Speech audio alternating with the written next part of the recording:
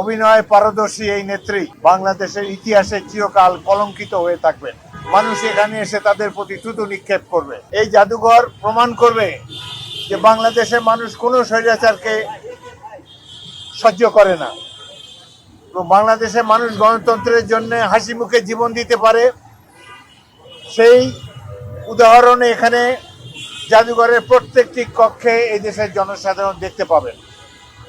এখনো কিছু কাজ বাকি রয়েছে, যেটা সংস্কৃতি মন্ত্রণালয় নিতাই রায় চৌধুরীর নেতৃত্বে অক্লান্ত পরিশ্রম করে যাচ্ছেন, যাতে করে এই দেশের মানুষ সেই ইতিহাসের একটি বাস্তব চিত্র তারা দেখতে পায়।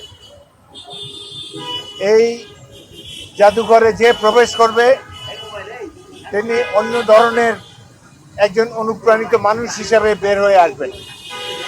কিভাবে ছোট ছোট শিশুদেরকে হেলিকপ্টার থেকে গুলি করে হত্যা করা হয়েছে, কিভাবে স্কুলের ছাত্ররা দুহাত প্রসারিত করে আবু সাঈদের মতো, মুগ্ধর মতো, ওয়াসিমের মতো আস্তে আস্তে জীবন দিয়েছে, এই দৃশ্য দেখে সবাই আমরা অভিভূত হয়েছি।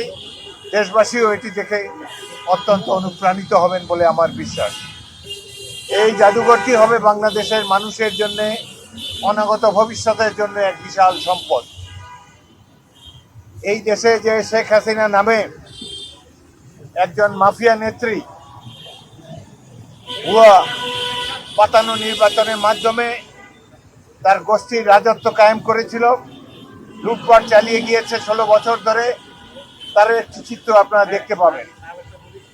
কিভাবে আপনারা দেখে অবাক হবেন, যাদেরকে তিনি হত্যা করেছেন সেই সব শহীদদের পিতামাতাকে তিনি সান্ত্বনা দিচ্ছেন যে তিনি খুঁজে বের করে তাদেরকে পরিবারের কাছে ফিরিয়ে দেবেন সেই শহীদকে, অথচ তিনি ভালোভাবে জানেন যে তাদেরকে 2-4 দিন আগেই হত্যা করা হয়েছে।